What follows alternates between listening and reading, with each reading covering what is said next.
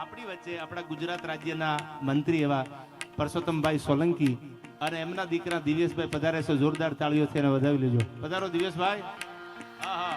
માથડાન માવું સૂરજ એની આગળ એ માથડાન માવું સૂરજ એની આગળ મને વાલો છે મારો પાવડિયાળીનો ઠાકર. પધારો પધારો. આવો ડાયરો આવો.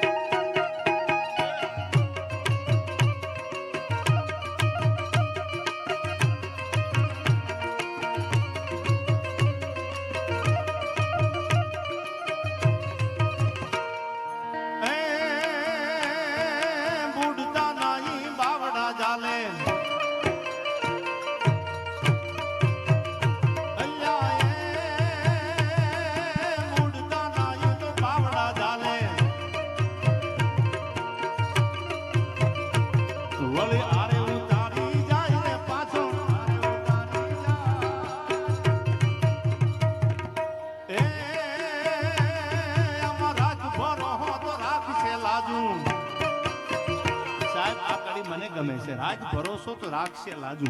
તમે આ રામજી મંદિર ઉપર આ રામ મંદિર ઉપર ભરોસો રાખો તો ભગવાન તમારી લાજ રાખે. તમે ઠાકર મંદિર ઉપર ભરોસો રાખો તો તમારી લાજ રાખે. એટલે કવિએ કીધું કે રાજ ભરોસો તો રાખશે લાજુ. ભરોસો રાખો ને તો તમારી લાજ ભગવાન રાખે.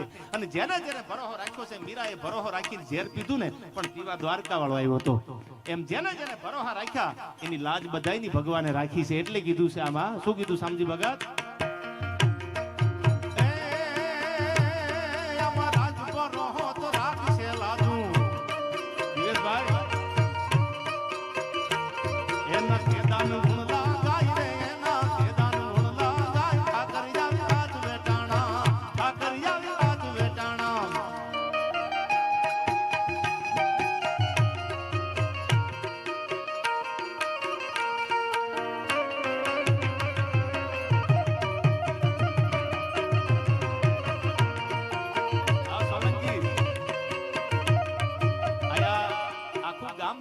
કાર્યક્રમ છે, બધો સમાજ ભેળો છે. દિવ્યેશભાઈ, તમે આવ્યા આપણા ગુજરાત રાજ્યના જે કઈ મંત્રી, જે કઈ વડીલો, મહેમાનો બધા એક ભાવ પવિત્ર પ્રેમનું ભાતું લઈને આવ્યા છે.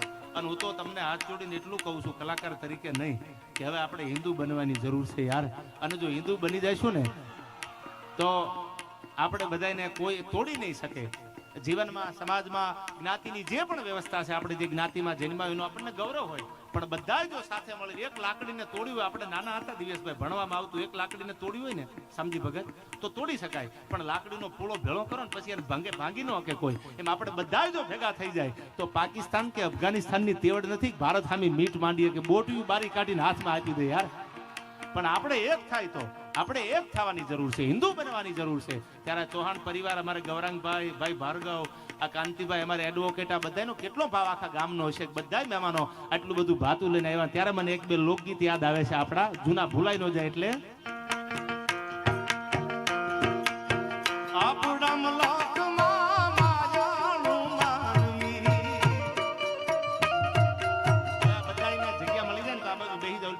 દેખાતું નથી, તમે ઉભા છો ને એટલે બધા વિનંતી કે આગળ આવી જાવ, જગ્યા છે તમારા માટે. ડાયરો કર્યો, ભાઈ આવો આગળ, મારા ગળાના હમ છે, આવી જાવ. ક્યાંક તૂટો છે ભલામણા. હવે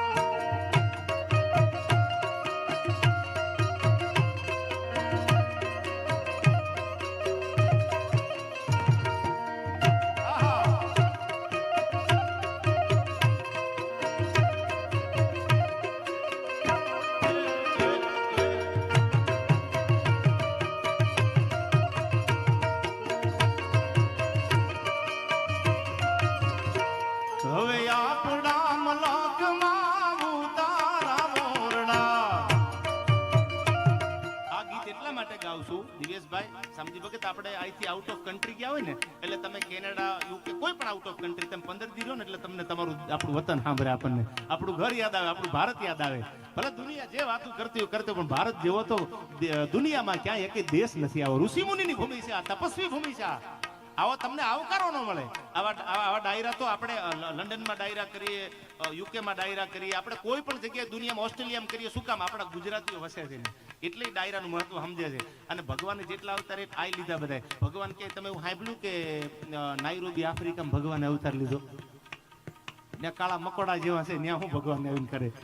અને આપણો દેશ તો પ્રેમાળ છે, માથા આપીને મહેમાન ગતિ કરાવે ને એવો આપણો દેશ છે. દીકરીઓ આપણા દેશની કેવી જન્મી, સાધુ મહેમાન ગતિ કરવા આવ્યા ને કે મારે દીકરો ખાવો છે. એ કે દીકરો ખાવાનો હોય, મોહનથાળ તમે માંગો, તમે સારું જે કઈ રોટલા ખવડાવો, દીકરો ખવાય કે આ દીકરો ખાંડી દે. સાંભળ્યું આ દેશની દીકરીઓ કેવી છે. એને પોતાના પૈડના દીકરાને ખાંડી નાખ્યો અને તેથી ખાંડણિયું ફાટી ગયું હતું આમ. અને ત્યારે કોઈ કીધું કે દીકરાને, દીકરો તો કોમળ હતો, નાનો દીકરો હતો, એમાં ખાંડણિયું કેમ ફાટી જાય? અને ત્યારે ખાંડણિયું, ફાટેલું ખાંડણિયું જવાબ આપે. સાંભળજો આનું નામ સાહિત્ય.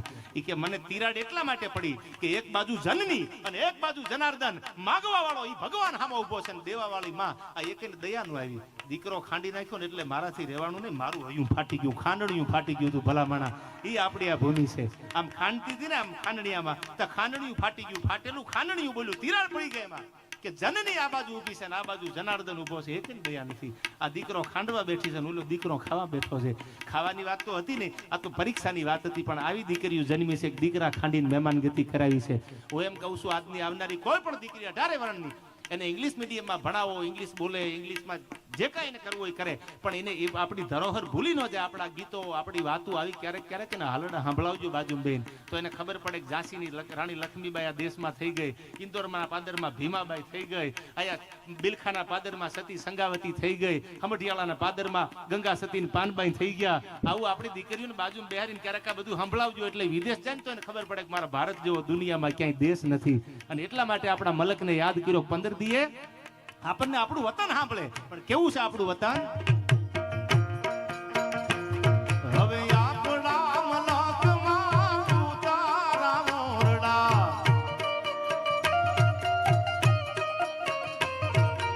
એ ઉતારા કરી ઘોડે, ઉતારા કરી ઘોડે ચડશું મારા મહેરબાન.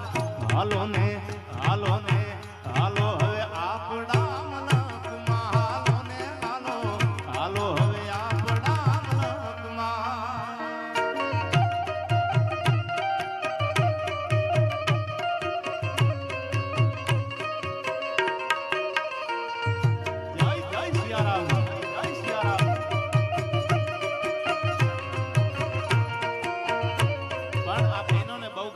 બે કડી અમારે જિજ્ઞેશ દાદાનું આ પદ. હમણાં જ મારો 2 દિવસ પહેલાની કથાનો કાર્યક્રમ હતો કચ્છમાં, ગઢસી સાટાણે, હજી કથા ચાલુ છે અને આ એમનું ગાયેલું પદ છે, એટલે 2 કડી યાદ કરાવું. હે મારો, હે મારો, હે મારો રસિયો રૂપાળો રંગ રેલિયો, ઘેર જાવું ગમતું નથી.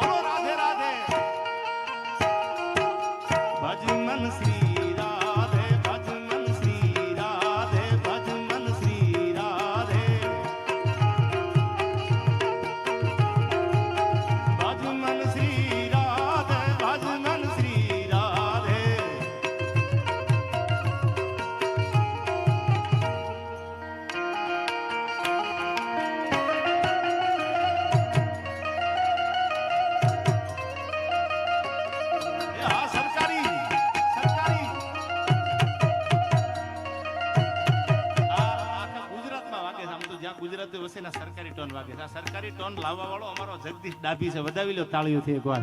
હા સરકારી આવી જાવ આવી જાવ.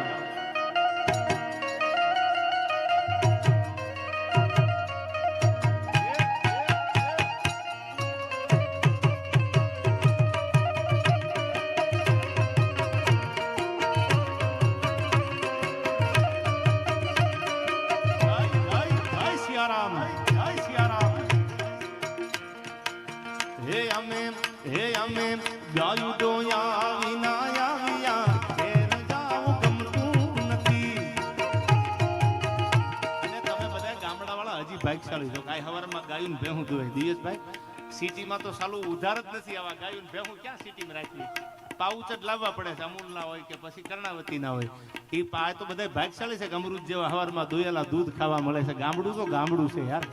સિટીમાં રહ્યા હોય ને ફ્લેટમાં એને પૂછજો, એને આકાશે નથી જોયું વાદળના તારોડિયા કેવા હોય. આ મજા તો તમને મળે છે, ગામડામાં મળે છે આ મજા. એટલે કીધું આમાં હે અમે ગાયું દોયા વિના આવ્યા ઘેર જાવું ગમતું નથી.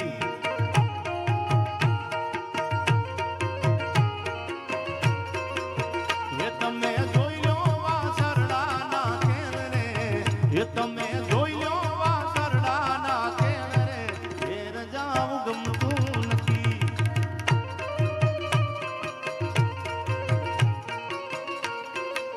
ભજમન શ્રી રાધે ભજમન શ્રી રાધે ભજમન શ્રી રાધે ભજમન શ્રી રાધે ભજમન શ્રી રાધે. પણ મને આ રામનું મંદિર બન્યું ને એટલે આ બધી ધર્મની મને ગીતો એટલા માટે યાદ આવે છે કે આ મંદિર મારા બાપનું બન્યું છે. આ પાદરમાં રામનું એટલે આપણે આમ તો એક જેની માળા પહેરી હોય ને ગુરુજીના નામની જાદુ બાબા ગરડા ગાતા કાયમ. એટલે મને બે કડિયા રામનું નામ છે એટલે યાદ આવે. આયા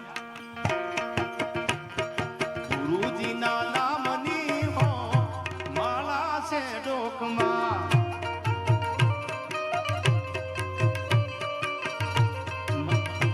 મારા ગુરુજીના નામની હો માળા છે ડોકમાં.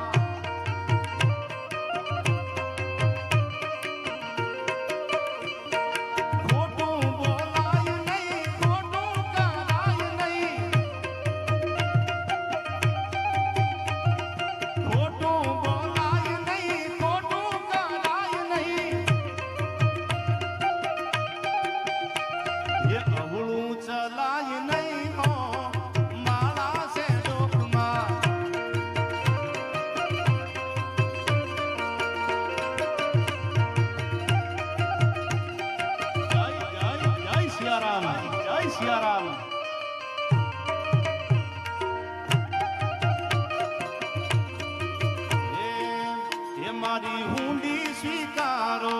મને બહુ યાદી કરે. આ ચિત્રભાઈ બેઠા છે ન બોલાય પણ બાપુ આની આગળ ભજન સાંભળો ને તો ખબર પડે. સાલું લાગી જાય ભજન. જીથર પરમાર ગાતો એટલે ભજન સામું હાલે યાર. આવો ભજનનો આરાધક છે અને આ સિહોર પરગણાનું ભાવનગર પરગણાનું ગૌરવ છે.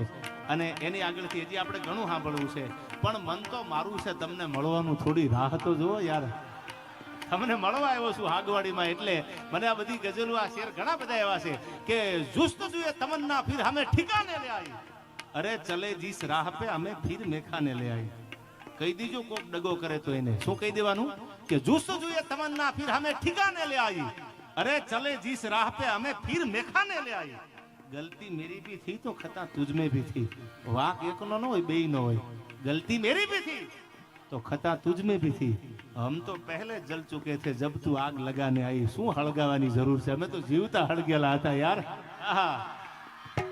એટલે આ પડકારા જે થાય છે ને એ સાલા ઘાયલ ના થાય છે. જીવતા હળગી ગયા હોય ને ખબર પડે.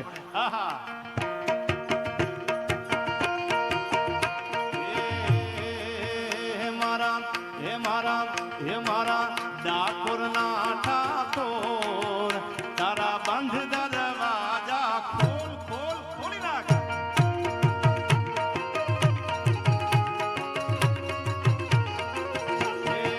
હે મારા ડાકોર ના ઠાકોર, હે મારા ડાકોર ના ઠાકોર એ તારા બંધ દરવાજા ખોલ ખોલ ખોલી નાખ.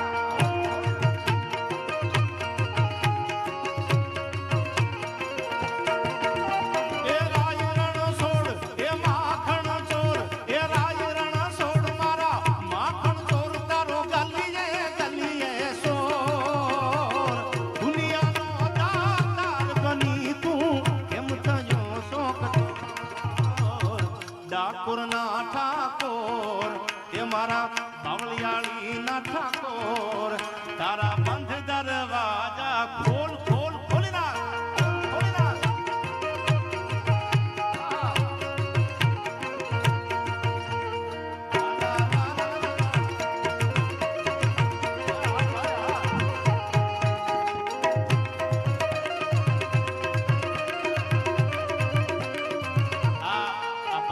ગોળ કરે છે અને પૈસા ઉડાડ્યા નો કહેવાય. ઉડાડવા વાળા તો ક્યાંય બેઠા છે ઠેઠ આપણને રામને ખબર મુંબઈના પાદરમાં. આ તો જે એક એક રૂપિયો આવે છે ને સારા કામમાં વપરાવાના છે. અને મારો ભાઈબંધ ખાધે પીધે કેટલો સુખી દેખાય જોવો તો. એટલે આ એક એક રૂપિયો છે ને એની નોટ રામના દરબારમાં લેવાની છે યાર. હા અમુકને સાલે કેટલું દીધું છે પણ સાલા કાંઈ ખાતા જ નથી. પવન આવે ને પડી જાય. આમ હોવું જોઈ લો તમારે. કોણી મારીને કુંભાથળ ભાગી નાખે. હા જેવું તેવું 12 હાક જપ્તે ચડ્યું મિજાગરા મરડી નાખે એવું છે. હા હા ભાઈ ભાઈ